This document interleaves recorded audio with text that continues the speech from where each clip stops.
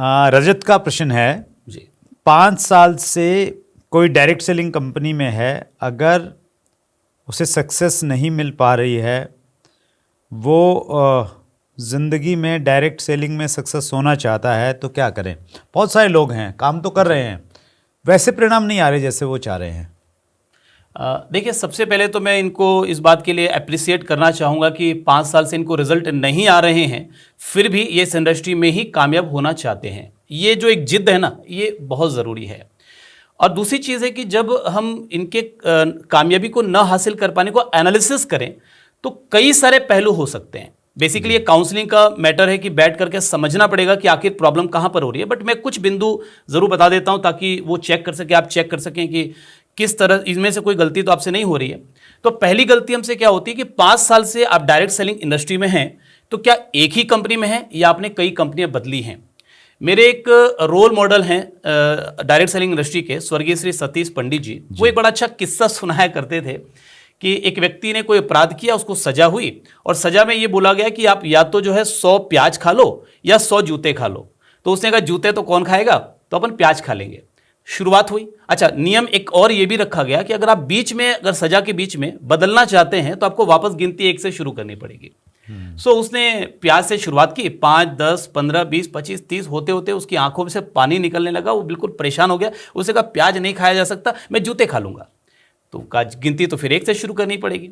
अब वो 1 से गिनती शुरू हुई, जूते शुरू हुए, 5, 10, 15, 20, 25, 30, पूरा बदन दुखने लगा। उसने कहा नहीं नहीं, जूते खाना संभव नहीं, मैं प्याज ही खा लूंगा। लेकिन फिर गिनती तो 1 से शुरू करनी पड़ेगी। तो ऐसा होता गया और एक समय ऐसा आया कि वो 100 जूते भी खा चुका था, 100 प्याज भी खा चुका था, मगर सजा अभी तक कंप्लीट नहीं हो पाई थी। तो पहला तो ये चेक करना पड़ेगा कि क्या आप कंपनी बदल तो नहीं रहे। किसी भी कंपनी की गहराई में आप जाएंगे तो ही आपको सफलता मिलेगी। दूसरी चीज आपको चेक करनी पड़ेगी कि आपकी इंटेंसिटी ऑफ वर्क कितनी है, यानी जितना काम रिक्वायर्ड है क्या आप उतना ही कर रहे हैं या उससे कम कर रहे हैं। अगर डॉक्टर ने किसी ट्रीटमेंट के लिए, किसी बीमारी के इलाज के लिए आपको ये बोला कि भी आपको 500 mg की गोली 1 हफ्ते तक खानी है, अगर आप 250 mg की गोली 14 दिन तक खा लें तो क्या रिजल्ट आएगा? नहीं आएगा।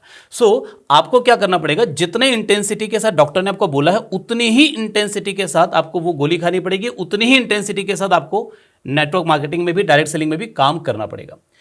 तीसरी चीज जो प्रॉब्लम आती है लोगों में, वो होती है कंसिस्टेंसी, कि क्या आप रेगुलर 5 साल से काम कर रहे हैं या फिर आप बीच में कुछ समय नेगेटिव भी रहे, बीच में कुछ समय अपने घर के काम में व्यस्त भी रहे, बीच में कुछ समय आपने अपने टीम से बातचीत करना बंद भी कर दिया। तो ये भी आपको चेक करना पड़ेगा कि आप कंसिस्टेंसी के साथ काम कर रहे हैं कि नहीं कर रहे हैं।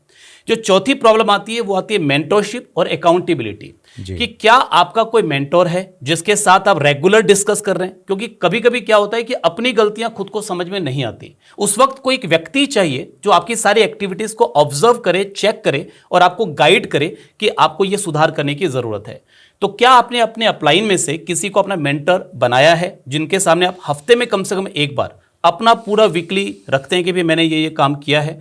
क्या आप डेली डायरी मेंटेन करते हैं कि रोज जो भी काम आप कर रहे हैं आप रात को सोने से पहले वो लिखते हैं और उसकी एक फोटो खींचकर, मैं अपनी पूरी टीम को बोलता हूं कि रोज रात को सोने से पहले आप लिखिए दिन भर में आपने क्या किया और उसकी एक फोटो खींचिए और अपने अपलाइन को भेजिए। एक ऐसे अपलाइन जिनके साथ आप काउंसलिंग कर रहे हैं।